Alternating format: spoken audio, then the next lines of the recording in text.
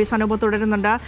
Sanoop, AITUC സംഘടന അത് വലിയ സന്തോഷത്തോടു കൂടിയാണ് ഈ തീരുമാനത്തെ ഏറ്റെടുക്കുന്നത്. അതുപോലെ തന്നെയായിരിക്കും സ്ത്രീകൾക്കും. കാരണം നിരവധി പേർ കാത്തിരിക്കുന്നുണ്ട്. ഏത് രീതിയിലായിരിക്കും ഈ സൗജന്യ യാത്ര എന്നറിയാൻ അത്തരത്തിൽ ഏതെങ്കിലും തരത്തിലുള്ള മാനദണ്ഡങ്ങളോ മറ്റോ ഉണ്ടോ? അല്ലെങ്കിൽ രാവിലെ ഇത്ര സമയം മുതൽ ഇത്ര സമയം വരെ സൗജന്യ യാത്ര ഇന്ന ബസ്സുകളിൽ മാത്രം, ആ നിലയ്ക്ക് ഏതെങ്കിലും തരത്തിലുള്ള മാനദണ്ഡങ്ങൾ കൂടിയുണ്ടോ ഇതിന്? നിലവിലിപ്പോൾ മാനദണ്ഡങ്ങളെ പറ്റിയുള്ള വിവരങ്ങൾ നമുക്ക് ലഭ്യമായിട്ടില്ല. ഓർഡിനറി ബസ്സിൽ മാത്രമായിരിക്കും ആദ്യഘട്ടം നടപ്പിലാക്കുന്ന വിവരം മാത്രമാണ് ലഭിച്ചത്.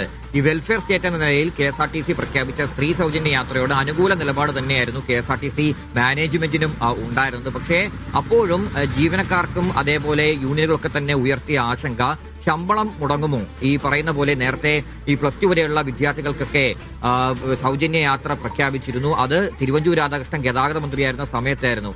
പക്ഷേ പിന്നീട് KSRTCക്ക് ഇതുമായി ബന്ധപ്പെട്ട് ഒരു തുക പോലും സർക്കാർ അതിനുശേഷം അനുവദിച്ചില്ല. പദ്ധതി തന്നെ അവതാളത്തിലായി പോകുന്ന ഒരു സ്ഥിതിയിലേക്ക് എത്തുകയും ചെയ്തിട്ടുണ്ട്. അപ്പൊ അതേപോലെ ഈ പദ്ധതിയും അവതാളത്തിലാവുമോ? ഇപ്പോൾ തന്നെ ഈ നഷ്ടത്തിൽ നിന്ന് കരകയറി വരികയായിരുന്നു KSRTC. അതുകൊണ്ട് പെട്ടെന്ന് ഈ സ്ത്രീ സൗജന്യ യാത്ര നടപ്പിലാക്കുമ്പോൾ ഉണ്ടാവാൻ പോകുന്ന പ്രതിസന്ധി, ഈ പറയുന്ന ഒരു സ്റ്റെബിലിറ്റി അവർക്ക് നഷ്ടപ്പെടുമോ എന്നുള്ള ഒരു ആശങ്കയുണ്ടായിരുന്നു. പക്ഷേ അത്തരം ആശങ്കകളൊന്നും അടിസ്ഥാനമില്ല എന്ന് തന്നെയാണ് സർക്കാർ പറയുന്നത്. കാരണം ധനകാര്യം കൈകാര്യം ചെയ്തത് മുഖ്യമന്ത്രിയാണ്. ആ മുഖ്യമന്ത്രിയുടെ ഉറപ്പ് കൂടി KSRTC ജീവനക്കാർക്ക് നൽകിയിട്ടുണ്ട്. ഒരു കാരണവശാലും ശമ്പളം മുടങ്ങുന്ന തരത്തിലേക്ക് കാര്യങ്ങൾ എത്തില്ല എന്നുള്ള കാര്യം. എന്തായാലും ഈ പറയുന്ന തിരിച്ചടവ് അത് കൃത്യമായിട്ട് തന്നെ KSRTCക്ക് നൽകുമെന്ന് പറയുന്നുണ്ട്. 3 മാസം കൂടുമ്പോഴേക്കും ഇതിന്റെ നഷ്ടക്കണക്ക് എത്രയെന്ന് KSRTC സർക്കാരിന് സമർപ്പിക്കുക. അതിന്റെ അടിസ്ഥാനത്തിൽ തന്നെ ഈ തുകയിലടക്കം, അതായത് ഇപ്പോൾ ഓർഡിനറിയിൽ പ്രഖ്യാപിച്ചിട്ടുള്ള KSRTC കൊടുത്തിട്ടുള്ള കണക്ക് പ്രകാരം 57 കോടി രൂപയായിരിക്കും നഷ്ടം വരിക. പക്ഷേ അതിൽ നിന്ന് പിന്നീട് 3 മാസം കഴിയുമ്പോൾ മാറ്റമുണ്ടാകും. കാരണം കൂടുതൽ സ്ത്രീകളടക്കം KSRTC ബസ്സുകൾ നടത്തും. അതിന് ആനുപാതികമായിട്ടുള്ള